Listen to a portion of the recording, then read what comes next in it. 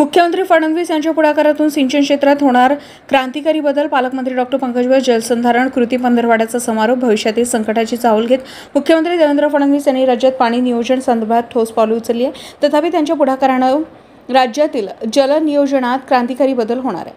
पिण्याच्या पाण्यासोबतच सिंचनासाठी देखील शेतकऱ्यांनी पाणी मिळणार आहे. यासाठी सिंचन विभागाची भूमिका देखील महत्त्वपूर्ण असल्याचं आपल्या अखाद्यरित्यातील प्रकल्प वेळेस पूर्ण करा असा निर्देश पालकमंत्री डॉ. पंकज भुजबळ यांनी दिले. जलसंपदा विभाग विदर्भ पाटबंधारे विकास महामंडळाच्या वतीनं 15 एप्रिल ते 30 एप्रिलपर्यंत जलव्यवस्थापन कृती पंधरवड्याचं आयोजन करण्यात आलं होतं.